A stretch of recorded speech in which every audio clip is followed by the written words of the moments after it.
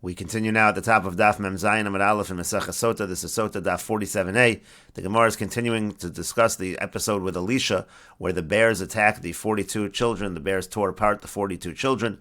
And the Gemara continues, Rav Shmuel, it's a machlokas Rav and Shmuel about that incident. Chad Amar Nes, one says it was a miracle. V'chad Amar Nes Besoch Nes, and one says it was a double miracle. Man Amar Nes, the one who says that it was a miracle, a single miracle. Yar have it, that means to say that the forest was already there. But Dubim lo have it, but the bears, they weren't there, and so therefore the miracle was that the bears appeared. Man damar nes besoch nes, and the one who says it was a double miracle, lo yar have it, velo dubim have it. There was no forest there, and there were no bears there. And so therefore the double miracle was not only did the bears appear, but also the forest appeared. But the Gemara continues, velo have it dubim, velo have yar. But then why not just have the bears appear, and the forest doesn't need to come at all? What's the forest contributing to the story? And the Gemara answers to that to be easy, because the bears are afraid if they're not in their natural habitat. They're afraid if they're not in the forest, and so therefore the miracle had to include a forest appearing so that the bears would not be afraid and that they would attack these children. And the Gemara continues, Amar Rabbi Chanina says, B'shvil arboim ushnayim karbanos shehikriv Balak melech Moav, because of the 42 karbanos that Balak, the king of Moab, brought, huvku Yisrael arboim ushnayim yiladim. So it was broken off from Klal Yisrael, 42 children. Again, that's why this incident happened, this incident with Elisha. And the Gemara continues, Ini, is that really true? V'amar Rav Yehuda Marab, Rav Yehuda said that Rav said, Liolam yasok adam b'torah v'mitzvahs v'afal pi shelo lishma. A person should always do Torah and mitzvahs, even if it's not lishma, even if it's not for their own sake. Shemitoch shelo lishma ba lishma, because even if it's for an alternative reason, it's going to eventually come to be lishma.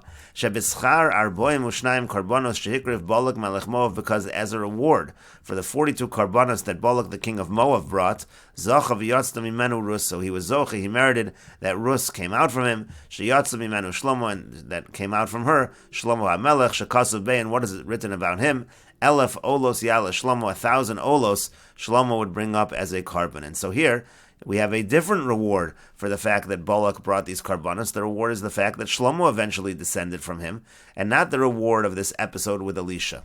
V'yamar Rabbi Yossi ben Choni, and Rabbi Yossi ben Choni said, Rus bito shel Eglon beno shel Balak. I said that Rus was the daughter of Eglon, who was the son of Balak. And so the Gemara answers, Ta'avasa, well, the desire of Balak, mihal l'kolol have, nevertheless, it was for a curse. And so that's what we mean to say that the curse, in a sense, came true later on. The curse came true when these bears came out and attacked the 42 children. And the Gemara continues, Vayomru anshe ha'ir el Elisha, so it says, the people of the city, they said to Elisha, Hinena moshav ha'ir tov, this is a good city, kasher adoni roeh, as my master sees. And then they go on to say bad things about the city. The city has bad water, causes miscarriages. And so the Gemara now asks, if we're talking about a city with bad water and the land is an area which causes miscarriage, so elamato vasa, so what's so good about the land? Amar Rabbi Chanin, so Rabbi Chanin says, Chein mokom al yoshva, people, when they live in a city, so they see it as a desirable place. People like the area where they live, and so that's what they meant. It's a nice city. Amar Rabbi Yochanan says, Shlosha cheinosein, there are three kinds of favors, meaning there are three kinds of situations where people find favor regardless. Chein mokom al yoshva, you have the favor of a location on the place of the people who live there, as we said above. Chein isha al bala, you have the favor of a wife to her husband, and chein mekach al mekcha, you also have the favor of when somebody buys something, so the purchase is generally going to be favorable to them. And the Gemara continues, Tanu Rabban, and the rabbis taught, Shlosha chaloyin chala Elisha. Elisha got sick 3 times. Echad, one of them, Shegira dubim betinokos, was a punishment for the fact that he incited the bears against the children. V'echad, and one of them, Shedachvu legechazi b'shtei yadayim, and he pushed Gechazi away, who was a student. He pushed him away with 2 hands. That means to say that he completely pushed him away. He didn't give him room to come back. V'echad, and one, Shemesba, was one sickness he died of. Shenemar, as the pasuk says, V'elisha chala as cholio asher yamasbo, it says he became sick with the illness which he would eventually die from.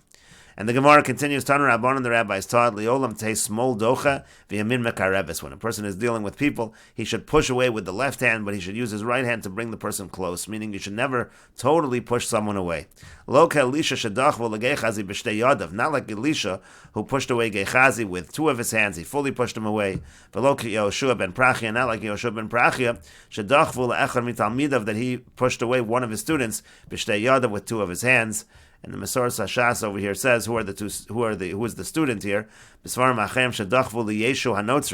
it means is that Yehoshua ben Prachi, he pushed away Yeshu Hanotzri, pushed away Yashka b'shtei yadav with his two hands. And the Gemara continues, Elisha Maihi, what was the episode with Elisha where he pushed Gehazi away? Tichsiv, as it's written, Vayomer Naaman hoel ka'ach ki korayim. It says that Naaman said, take 2 talents. Naaman wanted to pay for the fact that Elisha had helped to cure him from his saras. Uchsiv, and it's written, Vayomer Elav, he said to him, Lo libi holach, did my heart not go? Kasher hafach ish me'al merkaftel dekrasecha, when the man turned towards you. Ha'es lakachas es hakesef, lakachas habegodim, v'zeisim, ukramim, v'tzonu, bakar, v'avodim, u'shvachos. Elisha says to Gehazi, is it now the time to be taking the silver and the clothing and the olives and the vineyards and the tzonu bakar, the sheep and the cattle and the slaves and the maidservants? And so he's criticizing him from taking all of this payment, but really he over-criticized him. And we shakel kuli hai, did Gehazi really take that much? Kesef u'vagadim hu d'shakel, all he really took was silver and clothing, and so therefore you see that Elisha is pushing away Gehazi too much. And the Gemara continues, Amar Rabbi Yitzchak says, Ba'osasha at that time, Haya Elisha osek b'shmona shratzim. Elisha was learning the sugi of shmona shratzim, of the eight creatures that convey tumah. Amar lo, and he said to him, Rasha, wicked one, Higia eis lito schar shmona shratzim. Do you think the time has come now to take the reward for your learning of shmona shratzim? In other words, you're trying to take this reward in olam hazeh by accepting things you shouldn't be accepting from Naaman. And the Gemara continues, V'tzaras Naaman tidbuk b'chov zarach aliolam. So he says that the tzaras of Naaman, that should cling to you. You should have that tzaras, and your children should. And the Gemara now comments, V'arba nashim hayu mitzoraim. There's an episode there where it says 4 men were mitzoraim, and that's exactly a connection to this episode. Amar Rabbi Yochanan says, Ze Gehazi u'shloshas banav. These 4 men, who were they? It was Gehazi and his 3 sons. And the Gemara continues, Vayelech Elisha Damesek. It says that Elisha went to Damesek. Lama halach. Why did he go to Damesek? Amar Rabbi Yochanan says, Shehalach lachziro leGehazi b'tshuva. He went to try to get Gehazi to do teshuva, v'lo chazor, and he didn't do teshuva. Amar lo, he said to him, Chazor b'cha, return from your ways. Amar lo, he said to him, Kach mekublani mimcha. This is what I have received as a tradition from you. Kol mi shechata v'hechdi asarab. Anyone who sinned and caused the public to sin, ein maspikin biyado lasos teshuva. We don't grant him the ability to be able to do teshuva. My Avad, and the Gemara says, what did he do? Meaning to say, what did he do that he caused the public to sin? Iko de Amri, there are those that say, Evan shoeves talalo lechatos Yeravam, that he took a magnet and he used it to hang that golden calf, the sin of Yeravam, v'hamido bein shamayim la'aretz. He suspended it between the heavens and the earth, meaning he did this to make it look as if this Egel Hazav had power, when really it did not have power, but that caused the public to worship it, and so that's the sin that he did that caused the public to sin. V'iko de Amri, there are others that say, Shem chakak la'apuma, that he carved the name of Hashem in its mouth, v'haisa omeres, and therefore it started to speak. It said, Anochi v'lo yelecha. It started saying Anochi and lo yelecha, and again that caused the people to sin. So, and again, it's similar along the same lines. He caused the public to sin, and that's why he thought he would not be able to do teshuva.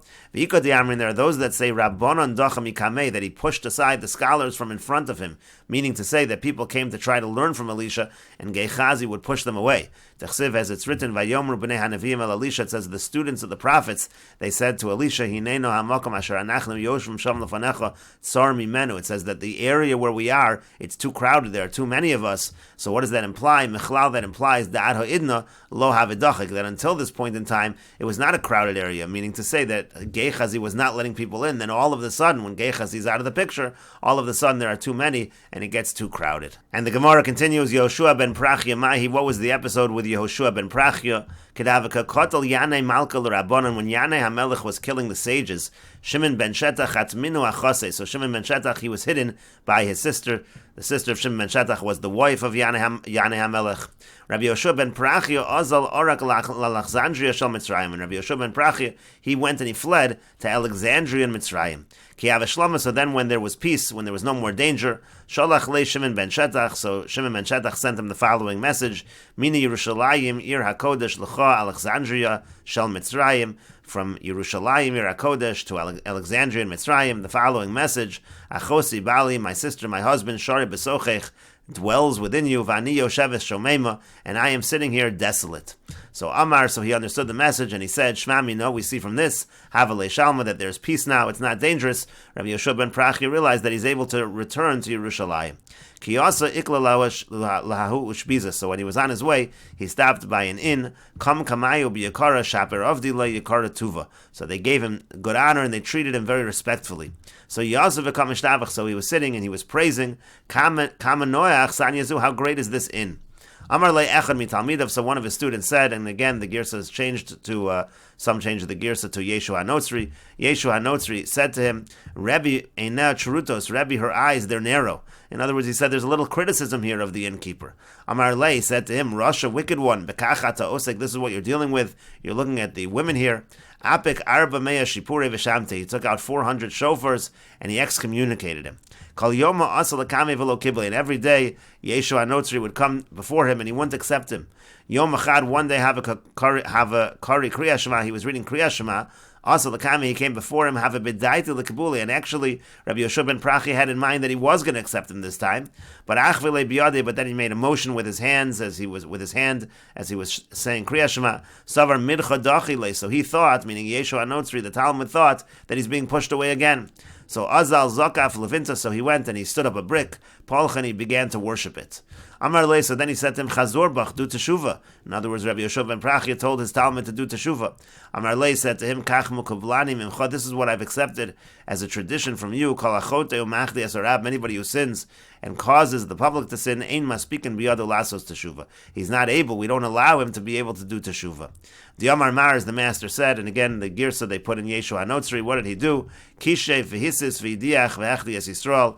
He did sorcery and he incited Klal Yisrael. He convinced them that they should sin. He caused the public to sin, again as we said above.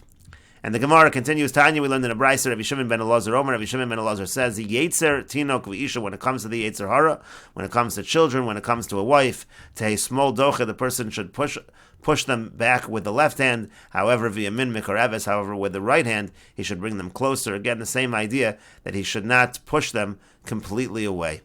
And Rashi explains the Yetzer Tashmish. When we talk about the Yetzer Hara, we're talking about the Yetzer Hara, the Yetzer Hara to have the act of relations. To krevenu biyamin, it means you should bring it close with the right hand. Shelo yakutz bepirya v'ribya. The person shouldn't completely dismiss the idea of being fruitful and multiplying. V'chein tinok peni yivrach v'yevet asatzmo v'isha afhidai takal. And also by a child, maybe he's going to run away and he's going to end up going in the wrong path. And a wife also, her das is light. Her understanding, so to speak, is light. Vimir defua. If he chases her away, she's also going to run off if she's criticized too harshly. So she's going to run off and she's going to go and do bad things. And the Gemara continues with the Mishnah, Nimtza hahoreg ad shelo nerfo ha'eglo. Let's say we find the murderer before we actually break the neck of the calf. Teitze v'tira be'eder. So then the calf can go out, it can graze among the flock. It's not considered sacred, it's not considered kadosh at all.